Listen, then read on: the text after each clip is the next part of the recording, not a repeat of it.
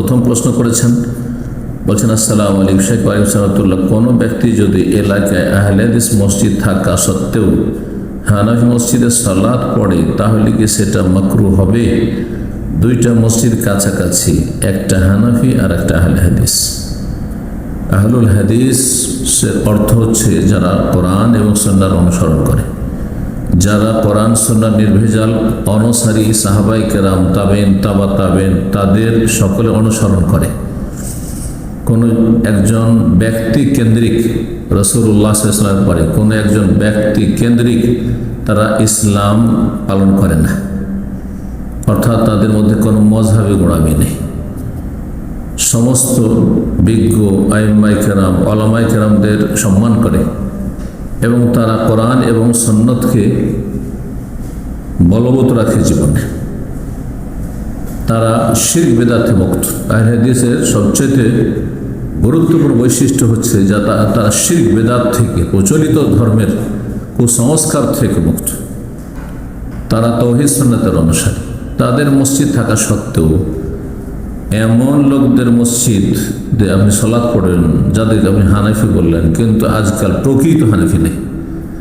হানাফি মানে তার মাতুরিদি, আল্লাহর আসমা সিফাত নাম গুণাবলীর ক্ষেত্রে যেটি ভ্রান্ত আকীদা, আশারি মাতুরিদি আকীদা। হানাফি মানে হচ্ছে সুফি, প্রচলিত হানাফি মানে সুফি। সেটা দেওবন্দি হানাফি হইলেও তারা সুফি পীরতন্ত্রে বিশ্বাসী, আর বেরেলভি হইল তো একবারে চরমপন্থী পীরতন্ত্রের ওলাতুস সুফিয়া তারা। সুতরাং যদিও তারা দেওবন্দি, জামাতি হানাফি হোক না কেন, তবলিগি হানাফি হোক না কেন, তারা বেদাত মুক্ত নয়, বরং তাদের বিভিন্ন কিতাবাদিতে শিরক পর্যন্ত রয়েছে। যার ফলে আপনার কাছে তাওহীদ সুন্নাত অনুসারীদের মসজিদ রয়েছে, সুন্নাহ মোতাবেক সেখানে সালাত আদায় হয়, তাদের সাথে সালাত না পড়ে আপনি বিদআতের পিছনে সালাত পড়বেন, এটি অবশ্যই মাকরুহ, অবশ্যই ঘৃণিত কাজ। যেমন ফাসেকের পিছনে নামাজ পড়া, ভালো মানুষ, নেক মানুষ থাকা সত্ত্বেও আপনি ফাসেকের পিছনে নামাজ পড়বেন, কাবিরা গুনাহ যার জীবনে রয়েছে তার পিছনে নামাজ পড়ে, মাকরুহ, ঘৃণিত কাজ এটি। ঠিক ওই রকমই যারা বেদাতে লিপ্ত, তার মধ্যে বেদাতে মুফাসসিকা, ফাসিকি বেদাত, পাপের বেদাত, কুফরির বেদাত না থাকলেও পাপের বেদাত রয়েছে, সুতরাং তাদের পিছনে সালাত পড়া হচ্ছে ঘৃণিত, মাকরুহ। এই জন্য একজন মুসলিমের উচিত হবে না যে ভালো থাকতে কালোর পিছনে সালাত পড়বে। আল্লাহ সঠিক বুঝদান করুন। তবে নিরুপায় হলে জায়েজ আছে, যদি বড় শিরক না দেখেন প্রকাশ্যে, তাদের আকীদা বলে। বড় শিরক যদি দেখেন, যেমন কবর মাজার পূজার শিরক, পীরকে সেজদা করার শিরক, বড় শিরক, ওয়াহদাতুল ওজুদ আর হুলুলের শিরক, কুফর, তাহলে তাদের পিছনে সালাত পড়া জায়েজ না। 2 নম্বর প্রশ্ন বলছেন, আসসালামু আলাইকুম শেখ সালাতুল্লাহ, মুসল্লির কারণে যদি ইমাম সাহেব দ্রুত নামাজ পড়ান এবং সেই ক্ষেত্রে আমার যদি অনিচ্ছাকৃত কয়েকটি ফরজ রুকুন ছুটে যায়, তাহলে কি আমার নামাজ হবে? মুসল্লিদের কারণে ইমাম এত দ্রুত পড়বে যে মুক্তাদিরা ফরজ রুকুনগুলি আদায় করতে পারবেন না, সেই ইমামই না, অযোগ্য, সেই ব্যক্তি ইমামতির যোগ্যতা রাখে না। মুসল্লি মুক্তাদিদের দিকে লক্ষ্য রাখতে হবে। হ্যাঁ, তাদের মধ্যে বৃদ্ধরা রয়েছে, নারী শিশুরা রয়েছে, অথবা অসুস্থরা রয়েছে, লক্ষ্য রাখতে কতটা আপনার ফরজ ওয়াজিবাত, আরকান 14টি, ওয়াজিবাত 8টি, এগুলি ঠিক রেখে সুন্নাতের ক্ষেত্রে লম্বা তিলাওয়াত না করে আর তার 3 বারের বেশি তাসবিহ না পড়ে রুকু সেজদাতে আপনার বেশি লম্বা না করে, আত্মাহিয়াত দুরুদ আর সংক্ষেপে দোয়ায়ে মাসুরা পড়ে বেশি লম্বা দোয়া না করে, এগুলোতে সংক্ষেপ করা যায়। অর্থাৎ সুন্নত মুস্তাহাবের ক্ষেত্রে সংক্ষেপ করা যায়, কিন্তু ফরজের ক্ষেত্রে, ওয়াজিবের ক্ষেত্রে সংক্ষেপ করা যায় না, ওটি জায়েজ নাই, অযোগ্য। এমন যদি দ্রুত নামাজ পড়ায় যে আপনার অনিচ্ছাকৃত কয়েকটি ফরজ রুকুন ছুটে যাচ্ছে, তাহলে তার পিছনে কি নামাজ হবে না? নামাজ হবে না। আপনার নামাজ জায়েজ না, সাথে সাথে নামাজ ছেড়ে দেবে না। কি করে নামাজ হবে আপনার? 14টি রুকুন ছাড়া নামাজ হয় না, আর 6টি ওয়াজিবাতে 22টি কাজ সালাতে করতেই হবে। কিছু শারীরিক, কিছু বাছনিক রয়েছে। এই কাজগুলি করতে হবে। জি, তাকবীরে তাহরিমা থেকে সালাম ফিরা পর্যন্ত যেগুলি রুকুন আরকান ওয়াজিবাত সেগুলো অবশ্যই আদায় করতে হবে। সুন্নাতের ক্ষেত্রে ছাড় রয়েছে, যত সুন্নাত কমবে তত নেকি কমবে, কিন্তু নামাজ নষ্ট হবে না। এই জন্য এমন ইমাম যে অযোগ্য, যে ফরজ ওয়াজিবাত আদায় করতে দিচ্ছেন আপনাকে, এত তাড়াহুড়া করছে, সে ইমাম গুনাহগার এবং তার ইক্তেদা অনুসরণ করা জায়েজ নয়। আলাদা নামাজ পড়বেন। 3 নম্বর প্রশ্ন, শেখ আসসালামু আলাইকুম। ওয়ালাইকুম আসসালাম রাহমাতুল্লাহ। আমি মালয়েশিয়া থেকে। করোনার কারণে শুধু মালয়েশিয়ার নাগরিকরা মসজিদে 5 ওয়াক্ত এবং জুমার নামাজ পড়তে পারে, দুঃখের বিষয়। কিন্তু দেখি নাগরিকদের পড়তে দেওয়া হয়, বলছেন, কিন্তু অনাগরিকদের কি পড়তে দেওয়া হয় না। কিন্তু অফিসের কাজ সবাই মিলেই করি, অফিসে সব একসাথে।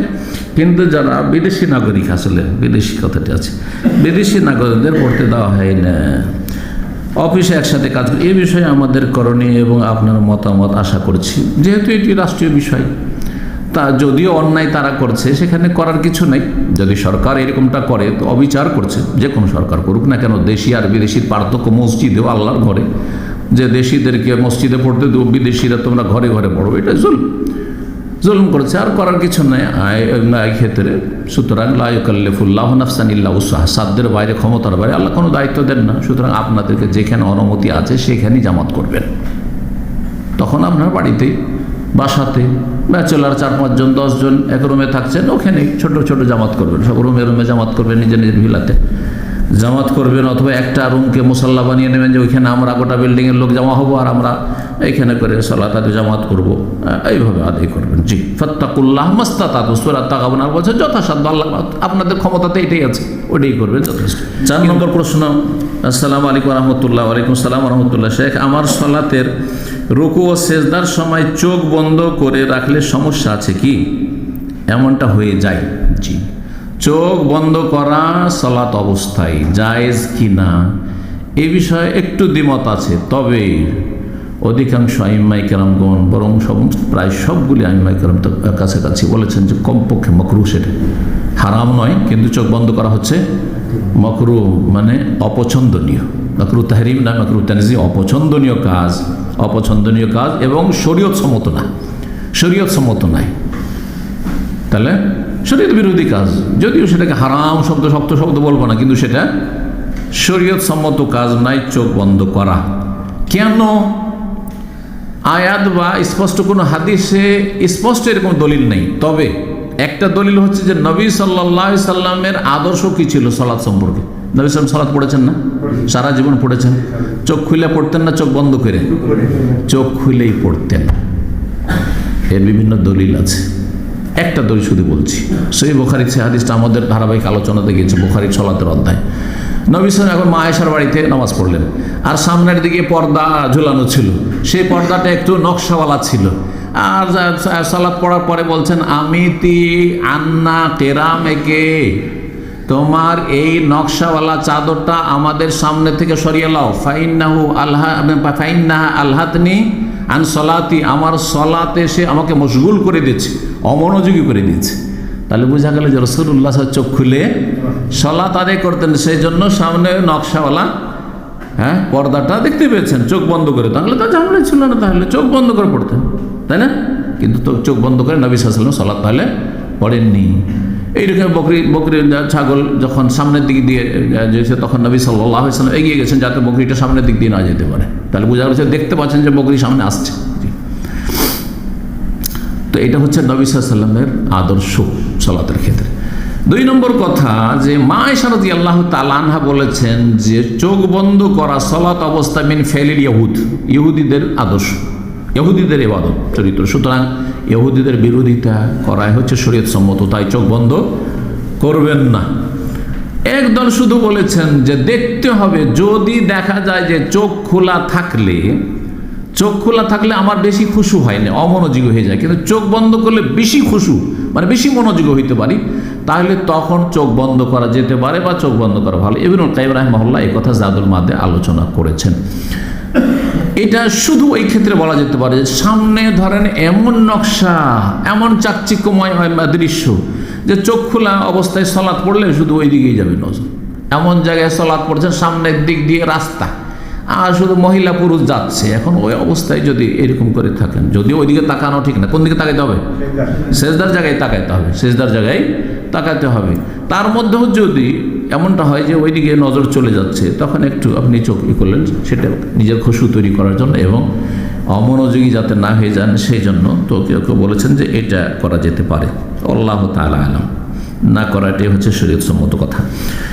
এবং চোখ বন্ধ করা হচ্ছে অপছন্দ। 5 নম্বর প্রশ্ন বলছেন সালামের পরে, ওয়ালাইকুম আসসালাম, রাসূলুল্লাহ এশা পড়ে রাতের 1/3 অংশ কাটানোর পর, এশা পড়ে রাতের 1/3 অংশ কাটানোর পর আবার কিভাবে তাহাজ্জুদ রাতের 2য় অংশে কাটাতেন? তাহলে তো এশা প্লাস তাহাজ্জুদেই রাত শেষ হয়ে যায়। আমি সুন্নাহ অনুযায়ী জীবন গড়তে প্রশ্নটি করেছি। এ ভাই আসলে বুঝেছেন যে নবী সাল্লাল্লাহু আলাইহি ওয়াসাল্লাম এশার সালাত পড়তেন রাতের 3য় অংশ যাওয়ার পরে, তাহলে 3 ভাগের 1 ভাগ চলে গেল। আর নবী সাল্লাল্লাহু আলাইহি ওয়াসাল্লাম রাতের 3 ভাগের 2 ভাগ তাহাজ্জুদ পড়তেন, তাহলে তো যখন 3 ভাগের 1 ভাগ চলে গেছে এশা পড়তে পড়তে, তাহলে তারপরে নবী সাল্লাল্লাহু আলাইহি ওয়াসাল্লাম কি করেছেন? তাহাজ্জুদ শুরু করে দিয়েছেন। তো সারা রাত জেগে আছেন, তো নবী সাল্লাল্লাহু আলাইহি ওয়াসাল্লাম ঘুমাইতেন না? এটা হচ্ছে সংশয়। এমনটা কি তিনি ভুল বুঝেছেন। আসলে নবী সাল্লাল্লাহু আলাইহি ওয়াসাল্লাম যে হাদিস আছে যে এশার সালাতের সময় 2 রকম হাদিস আছে। এক হাদিস আছে ইলা নিসফিল লাইল, অর্ধেক রাত পর্যন্ত, আর এক হাদিস আছে রাতের 3 ভাগের 1 ভাগ পর্যন্ত। রাতকে 3 ভাগের 1 ভাগ করেন, আর এশার সালাতের সময় হচ্ছে রাতের 3য় অংশ পর্যন্ত, এটা ম্যাক্সিমাম। তাহলে আজকাল সন্ধ্যা 5টা থেকে ভোর 5টা ধরেন, কয় ঘন্টা? 12 ঘন্টা। 3 ভাগ করেন, 3 4 12, তাহলে 5টা 5 4 9। তো রাত 9টার মধ্যে এশার সালাত পড়ে নেওয়া উচিত। রাত 9টার মধ্যে এশার সালাত পড়ে নেওয়াটা উত্তম। কিন্তু যদি সবাইকে নিয়ে পারেন 10টা 11টা, প্রয়োজনে জায়েজ আছে, কিন্তু এটা কষ্টকর। 9টাই তো অনেকের জন্য কষ্টকর। এই জন্য আরব দেশে করা হয় কি 1.5 ঘন্টা পরেই এশার সালাত পড়ে নেওয়া হয়। রমজান মাসে শুধু 2 ঘন্টার সিস্টেমটা আছে। তো এই যে আপনার 3য় অংশের বিষয়টি নবী সাল্লাল্লাহু নিয়মিত পড়তেন না। এটা হচ্ছে কি যে শেষ 3য় অংশ পর্যন্ত আপনি এশার সালাতটা পড়ে নেন, কিন্তু নবী সাল্লাল্লাহু আলাইহি ওয়াসাল্লাম কি করতেন? তার অনেক আগেই পড়ে নিতেন। যখন দেখতেন লোকজন হাজির হয়ে গেছে, নবী সাল্লাল্লাহু আলাইহি ওয়াসাল্লাম এমনটা ছিল না যেমন এখন ফিক্সড টাইম আছে, ফিক্সড টাইম ওইরকম ফিক্সড ছিল না। দেখতেন যে এখন লোকজন সব যারা মুসল্লি সাধারণত জমা হয়ে গেছে, আগে পড়ে আজ্জাল হাদিস আছে তাড়াতাড়ি পড়ে নিতেন না। লোকজন আরও বাকি আছে, আসতে দেরি হচ্ছে, আচ্ছা আসুক, আর তারপরে পড়তেন। যেমন আমরা এই যে আমাদের বক্তব্য করি, লোকজন হাজির হয়ে গেছে 8টার সময় শুরু করে দিলাম, হাজির হয়নি যেন 10-15 মিনিট লেট করে দিলাম, করছি না। এইটাই নবী সাল্লাল্লাহু আলাইহি ওয়াসাল্লামের বাস্তব আমল ছিল, বাস্তব আমল ছিল। কিন্তু 3য় অংশ কখনো কখনো এটা যেত। এবং নবী সাল্লাল্লাহু আলাইহি ওয়াসাল্লাম বলেছেন, যদি তোমাদের জন্য কষ্টকর না হতো তাহলে লাউলান আশুক আলা উম্মতি, আমার উম্মতের জন্য কষ্টকর না মনে করতাম, তাহলে আখারতুল এশা ইলা সুলুসিল লাইল, রাতের 3য় অংশ পর্যন্ত আমি বিলম্ব করতাম। তাই বিলম্ব করেননি নবী সাল্লাল্লাহু আলাইহি ওয়াসাল্লাম। আর তারপরে আরেকটা কথা এখানে এই ভাইয়ের বুঝতে যে ভুল হয়েছে, সেটা হচ্ছে যে নবী সাল্লাল্লাহু আলাইহি ওয়াসাল্লাম প্রতিদিন 2/3 অংশ তাহাজ্জুদ পড়তেন না। 3 রকম কোয়ালিটি ছিল নবী সাল্লাল্লাহু তাহাজ্জুদের কোয়ালিটি। সূরা মুজাম্মিলে আল্লাহ বয়ান করেছেন। কে বলতে পারে 3 রকম কোয়ালিটি? কে বলতে পারেন? হাফেজ সাহেব, সূরা মুজাম্মিলে তো আছে। হ্যাঁ কি খালি মুখস্থ ওই করে কোন সময় রেখে দিলে হবে কিতাবে? ইন্না রাব্বাকা ইয়ালামু আন্নাকা তাকুমু আদনা মিন সুলুসাইল লাইলি ওয়া নিসফাহু ওয়া সুলুসাহু। 3 রকম। একটা হচ্ছে 2/3 অংশ কখনো কখনো, তার মানে আজকালকার 8 ঘন্টা, আর কখনো নিসফাহু অর্ধেক, তার মানে 6 ঘন্টা, আর কখনো কখনো 4 ঘন্টা সুলুস, 1/3 অংশ। 4 ঘন্টা থেকে নিয়ে 8 ঘন্টা, কোনো দিন 8 ঘন্টা পড়েন, কোনো দিন 6 ঘন্টা পড়েন, কোনো দিন 5 ঘন্টা, কোনো দিন 4 ঘন্টা। 4 ঘন্টার নিচে সাধারণত হয়তো না রাসূলুল্লাহ সাল্লাল্লাহু আলাইহি ওয়াসাল্লামের। ছোট রাতে আর একটু কম হতে পারে, তখন 1/3 অংশ কম হবে। এইভাবে 3 ভাগের 1 ভাগ, তারপরে 3 ভাগের 2 ভাগ, আর অর্ধেক, এই 3 রকম তাহাজ্জুদ রাসূলুল্লাহ সাল্লাল্লাহু আলাইহি ওয়াসাল্লাম পড়তেন। আরে অতগুলি না জেনে আপনি 1 ঘন্টা তো পড়েন, 1 ঘন্টা পড়ার লোক খুঁজে পাবো না। 1 ঘন্টা তাহাজ্জুদ পড়ার লোক খুঁজে পাওয়া মুশকিল, ইল্লা মাশা আল্লাহ। তাহলে কমপক্ষে শুরু তো করেন, আধা ঘন্টা দিয়ে শুরু করেন, 40 মিনিট দিয়ে শুরু করেন। যেমন তারাবি 8 রাকাত আধা ঘন্টায় শেষ করছেন, 20 রাকাত যারা 1 ঘন্টায় শেষ করছেন, আধা ঘন্টায় যারা বা 40 মিনিটে যারা তারাবি 20 রাকাত শুরু করেন। আসসালামু আলাইকুম শেখ। ওয়ালাইকুম আসসালাম ওয়া রাহমাতুল্লাহ। আমার একটি প্রশ্ন, ফজরের সালাতে, ফরজ সালাতে যদি 1 রাকাত সালাত ছুটে যায় তাহলে সূরা জোরে পড়বো না আস্তে করে পড়বো? যেই সালাত যেইভাবে ফরজ হচ্ছে ওইভাবে পড়বে। কায়দা বোঝা গেছে? কি কায়দা কানুন বললাম? যেই সালাত যেভাবে আল্লাহ ফরজ করেছেন ওইভাবে পড়বেন। তো ফজরের সালাত 2 রাকাত জোরে তেলাওয়াত না আস্তে তেলাওয়াত? একা পড়লেও জোরে তেলাওয়াত, আর ইমাম হয়ে পড়লেও কি জোরে তেলাওয়াত, শুধু মুক্ত দিয়ে আস্তে আস্তে পড়বে। কিন্তু আপনি যেহেতু 1 রাকাত পেয়েছেন ইমামের সাথে, বাকি 1 রাকাত পাননি, এখন তো আপনি আলাদা হয়ে গেলেন, তখন জোরে পড়াই সুন্নাত। কিন্তু মনে রাখবেন যে জোরে পড়া রাতের সালাতগুলিতে জোরে তেলাওয়াত সুন্নাত, কোনো ওয়াজিব নয়। সুতরাং জোরে তেলাওয়াত করতে মাগরিবে কেউ যদি ভুলে যায়, এশাতে ভুলে যায়, ফজরে ভুলে যায়, তো সহজতে জরুরি নয় এবং সালাত বাতিল হবে না। কিন্তু আজকাল অধিকাংশ মুসলিম কি মনে করে, কেউ যদি ফজর পড়িয়ে দেয় আর ও মনে মনে তেলাওয়াত করে পড়িয়ে দিয়েছে, আবার পড়িয়ে নিবে, যে নামাজই হয় না। অজ্ঞতা না, সুন্নাত কাজ। রফে দেন ছুটে গেলে নামাজ হবে না, আবার পড়াইতে হবে। আমি জোরে বলতে ভুলে গেছে, ও বলেনি, তা আবার পড়াইতে হবে। ওই রকমই জিনিস জোরে তেলাওয়াত, ঠিক, জি, হালকা বিষয় কিন্তু ঠিক। তারপরেও জোরে যখন আপনি মজবুক হয়ে পরে 1 রাকাত পুরা করবেন, তখন জোরে যেহেতু তেলাওয়াত, আর আপনি এখন একা একা হয়ে গেছেন, সুতরাং জোরেই তেলাওয়াত করবেন। তবে পাশের লোকে ডিস্টার্ব করবেন না, এমন জোরে পড়তে লাগলেন যে সবার হইচই মাতিয়ে দেবে, এমন নয়। আস্তে আস্তে নিজেকে শুনিয়ে পড়বেন। 7 নম্বর প্রশ্ন বলছেন, আসসালামু আলাইকুম শেখ। ওয়ালাইকুম আসসালাম ওয়া রাহমাতুল্লাহ। সফরে থাকাকালীন জোহর, আসর, মাগরিব, এশা নিয়মিত জমা করে কসর করা যাবে কি? সফরে জমা করা যাবে, কসর করা যাবে। তবে চলমান যদি সফর হয় তো কসর করা এবং জমা করা আর হাদিস রয়েছে স্পষ্ট। আর যদি আপনি কোনো জায়গায় থেমে থাকেন কোথাও অবস্থান, হোটেলে আছেন, তাহলে কসর করেন। আপনি সফরে আছেন আর সফরের সময়কালে আছেন, সফরের দূরত্বে আছেন, এগুলো সফরের দূরত্ব আপনাকে জানতে হবে, সফরের মাসাইল আপনাকে জানতে হবে এবং সফরের সময়কাল যেটা রয়েছে সেটা জানতে হবে। এর মধ্যে যদি থাকেন তাহলে আপনি জমা করার ক্ষেত্রে কসর করেন। আপনি যখন থেমে আছেন কোথাও হোটেলে অথবা কার বাসায় মুসাফির হয়ে, কিন্তু জমা করার বিষয়টি জায়েজ, তবে উত্তম না। জমা করা না জমা করাই ভালো। জমা করা জায়েজ রয়েছে, কেউ কেউ উপর আপত্তি করেছে, কারণ হাদিসের জাদ্দা বিহিসাইদ, যখন রাসূলুল্লাহ চলমান থাকতেন সফরে, তখন জমা করতেন 2 সালাত, জোহর, আসর, মাগরিব, এশা। বলছেন, আমি কুমিল্লা থেকে ঢাকা এসেছি, এখানে 7 থেকে 12 দিন বেড়াবো। 7 থেকে 12 দিন একই জায়গায় যদি বেড়াবো, তাহলে আপনি প্রথম দিন থাকবেন, এটি আর একটা মশলা। এই জন্য বললাম যে আপনাকে সফরের সময়কাল জানতে হবে। 4 দিনের অধিক যদি নিয়ত করেন যে 5 দিন থাকবো ঢাকা গিয়ে, আমি অমুক জায়গায় গিয়ে আমি 6 দিন থাকবো, 7 দিন থাকবো, 10 দিন থাকবো, আগে থেকে ফিক্স করে রেখেছেন 4 দিনের বেশি, তাহলে প্রথম দিন মকিম, ওখানে পৌঁছার পর আর কসর করতে পারবো, রাস্তাতে কসর করতে পারবো, যেহেতু কসরের দূরত্ব আপনি যাচ্ছেন। কিন্তু 1 দিন, 2 দিন, 3 দিন, 4 দিন পর্যন্ত যদি নিয়ত থাকে যে 4 দিন আমি ফিরে চলে আসবো ঢাকা থেকে, বা 4 দিন থাকবো সেখানে গিয়ে, তাহলে কসর করতে পারবেন। জি, যদি জানা না থাকে, কোনো ঠিক নেই, কিছু কাজে যাচ্ছি, কাজগুলি হয়ে গেলে 2 দিন 3 দিনে হইলেও চলে আসবো, আবার 10 দিন লাগলেও থাকতে পারি, এই আজ যাবো কাল যাবো করতে করতে মাস হয়ে যায়, এই চলে যাবো। বলছেন, আসসালামু আলাইকুম শেখ। ওয়ালাইকুম আসসালাম। আশেপাশে সকল মসজিদে যদি মুসল্লির কারণে ইমাম দ্রুত নামাজ পড়ান, কিসের মুসল্লির কারণে? মুসল্লি সব মরে যাচ্ছে নাকি?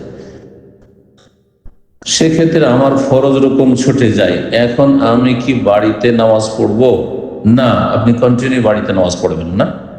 আপনার জন্য ফরজ হচ্ছে সে ইমামকে উপদেশ দেওয়ার, নসিহত, আর দিনুন নসিহা, দিন হচ্ছে উপদেশ দেওয়ার না, তার হিতাকাঙ্ক্ষী হওয়া হচ্ছে যে তার সালাতটি শুদ্ধ হোক, তার পেছনে মুসল্লি মুক্তাদি যারা আছে তাদের সালাত শুদ্ধ হোক। সুতরাং এই নসিহা, কল্যাণ কামনা করবেন, হিতাকাঙ্ক্ষী হবে, দিনুন নসিহা সকল স্তরের মানুষের জন্য, রব্বুল আলামিন খালেক থেকে শুরু করে মাখলুক পর্যন্ত। আর আরেকটি বিষয় যে এটি হচ্ছে তার যে তাড়াহুড়া করা সালাতে, যাতে রুকুন গুলো আদায় করতে পারছেন না আপনি, আর যেগুলি ফরজ রুকুন সেগুলি আপনি পড়তে পারছেন না, পড়ার জিনিস হলে এমন যদি হয় তাহলে এটি অন্যায় কাজ, তার মুনকার। অন্যায় কাজে বাধা দেওয়া আবশ্যক, অন্যায় কাজে বাধা দিতে হবে। এখানে বল প্রয়োগ করার আপনার অধিকার নেই, কিন্তু কথার মাধ্যমে অন্যায় প্রতিবাদ করতে হবে। সুতরাং তাকে বলতে হবে যে যে কাজটি করছেন আপনি এটি সুন্নত মোতাবেক না, সুন্নতের খেলাফ, এবং এতে আমাদের সলাত নষ্ট হয়ে যাচ্ছে। সুতরাং এই দায়িত্ব ভার আপনাকে নিতে হবে। কিয়ামতের দিন আসামের কাঠ করে হাজির হতে হবে। ভালো ভাষায়, নম্র ভাষায় নাসিহা করবেন। যদি না শোনে তাহলে আপনি যে দায়িত্বশীলরা রয়েছে মসজিদের তাদের কাছে অভিযোগ করেন, এবং এই রকম অযোগ্য ইমামকে সেখান থেকে সরানো ফরজ গ্রামবাসীর জন্য। জাযাকুমুল্লাহ। কিন্তু ফিতনা ফাসাদ করে না। 4 নম্বর প্রশ্ন বলছেন, আসসালামু আলাইকুম সাহেব, আকীদা ঠিক নাই, শিরকি কথা বলে এবং বেদাতের সাথে সম্পৃক্ত, তার পেছনে সালাত পড়া যাবে কি? পড়লে সালাত হবে কি? আকীদা ঠিক নাই, শিরকি কথা বলে, যদি বড় শিরকি কথা বলে আর বেদাতের সাথে সম্পৃক্ত, মানে বড় বেদাত, যেমন মাজারে সিজদা করার বেদাত, পীরকে সিজদা করার বেদাত, নবী আলিমুল গায়ব হাজির নাজির, এই ধরনের কুফরির বেদাত থাকে, বেদাতে মুকাফফিরা থাকে, আর বড় শিরকে লিপ্ত থাকে, তাহলে তার পিছনে সালাত পড়া জায়েজ না, কারণ তার নিজেরই সালাত জায়েজ না। এবং ফুকাহায়ে কেরামগণ একমত, মান সাহাত সালাতুহু সাহাত ইমামাতুহু, যার নিজের নামাজ শুদ্ধ তার ইমামতি শুদ্ধ। যে ফাসেক হলেও, চোর ডাকাত হলেও তার নিজের নামাজ ঠিক,